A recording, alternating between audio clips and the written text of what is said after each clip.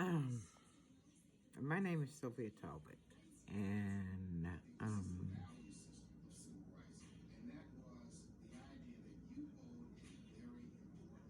right now I'm going through a lot.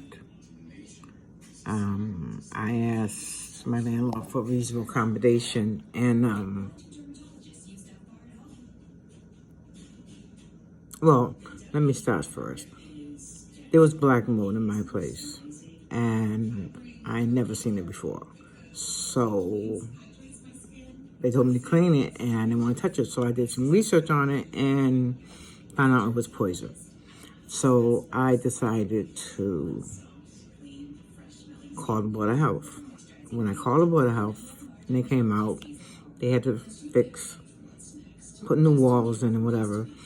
And then there was an accident and I needed reasonable accommodation, a 2-bedroom, because of my PCA.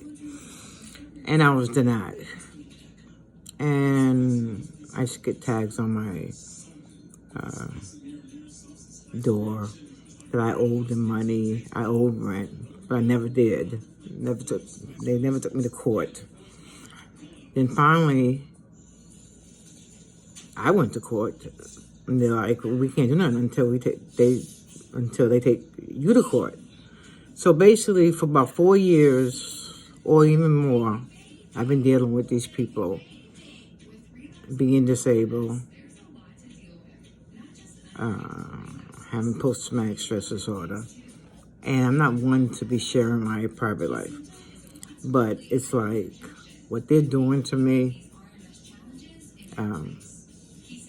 Me being a woman and trying to be strong, it's hard, and especially being a black woman. All I wanted was a 2-bedroom for my PCA to help me out. And basically, they denied me until I got a lawyer. But even then, I had videos of the empty apartment. They try to paint a picture of me to be this worst person in the world because I asked for a reasonable accommodation. And I felt alone with this, especially being disabled. I have emotional problems. It seemed like anything I did or tried to do, to them, it was trouble. But the one thing I didn't do, I paid my rent. I never wrecked no apartment. But because I asked for a reasonable accommodation, because of me being disabled and needed help, I was denied. And so I had to get the camera in my house for protection. I had to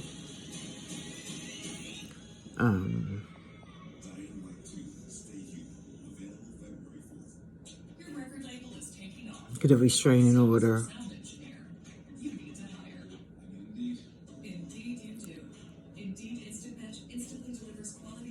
They did a lot to me. And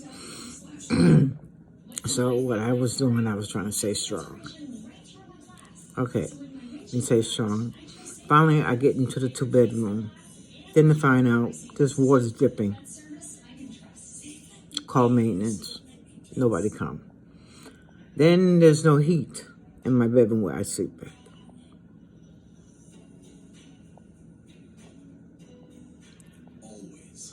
Like I said, I never lived in an apartment building and never experienced this before.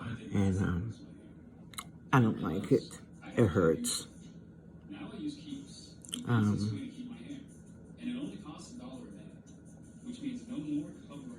I call HUD.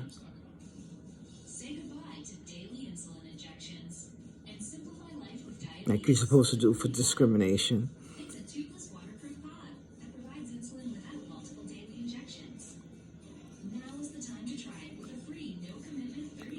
I didn't even feel like HUD was helping me, to be honest with you.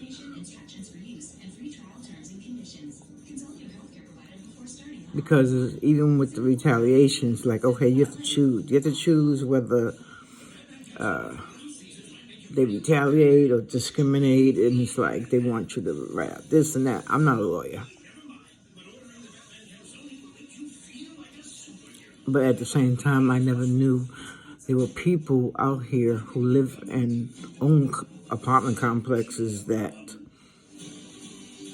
if you didn't keep your records or your papers, your receipts, they would try to make you out like a liar. And really put you to the point where you couldn't take it no more, to the point, I'm out of here, I'm moving. I went through too damn much, through a lot, to give up now. All I want is for them to leave me the hell alone. That's all.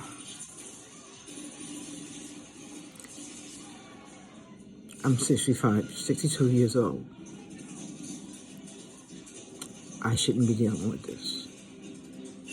And I'm from Brockton, Mass. And I live at 72 Colonel Bell Drive, Unit 51.